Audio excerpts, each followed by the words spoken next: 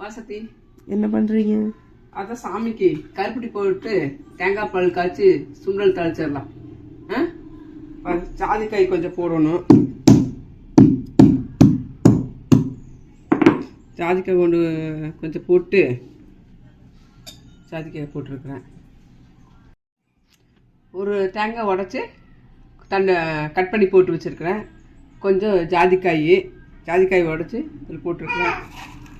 கொஞ்சம் ஏலக்காய்.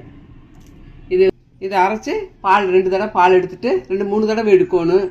எடுத்துட்டு கருப்பட்டி போட்டு பாகு காய்ச்சி அது நல்லா கொதிச்சதுக்கப்புறம் இதை ஊற்றி அப்படியே லேசாக நுரக்கட்டி வந்தோடனே இறக்கிடணும்.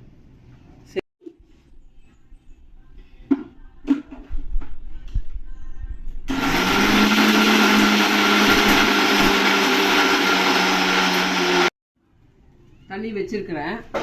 கருப்பட்டி போடுறோம். 3 தடவை பால் எடுத்து வச்சிருக்கிறேன். பாகு பதமெல்லாம் வேண்டியதில்லை. சும்மா டம்ளர் தண்ணி வச்சு கருப்பட்டி போட்டால் போதும். கருப்பட்டியோ வெல்லமோ நாட்டு சர்க்கரையோ ஏதோ ஒன்று போட்டுக்கலாம். இது கூட கொஞ்சம் குருமிளகு, அப்புறம் சுக்கு, அப்புறம் இந்த திப்பிலியெல்லாம் இருந்து போட்டோம்னா ரொம்பவே உடம்புக்கு நல்லது. குழந்தைகளுக்கு, பெரியவங்க எல்லாத்துக்குமே சளி காய்ச்சல் இருக்கிறவங்க எல்லாம் குடிக்கலாம். உடம்பு வலி இருக்கிறவங்க, ஆம்பளைங்களுக்கு, குழந்தைகளுக்கு, பெண்களுக்கு எல்லாமே குடிக்கலாம். நல்லா இருக்கும். இதை சூடாக குடிக்கிறதுக்கும் நல்லா இருக்கு. அடுத்த நாள் ஃப்ரிட்ஜில் வச்சு கூலிங்காக குடிக்கிறதுக்கும் சூப்பராக இருக்கும்.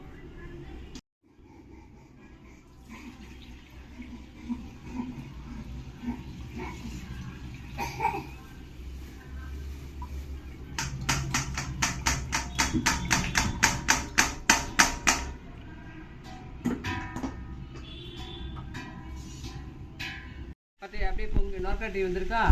அப்புறம் இந்த ஸ்டேஜில் தான் கொதிக்க கூடாது. இப்படி இறக்கிடுவோம். அவ்வளோதான். சாமிக்கு சுண்டல்லாம் செஞ்சாச்சு. சாமிக்கு படைச்சிட்டு நம்மளும் சாப்பிடலாம். இதை தேங்காய் பால் ஊத்துறேன்.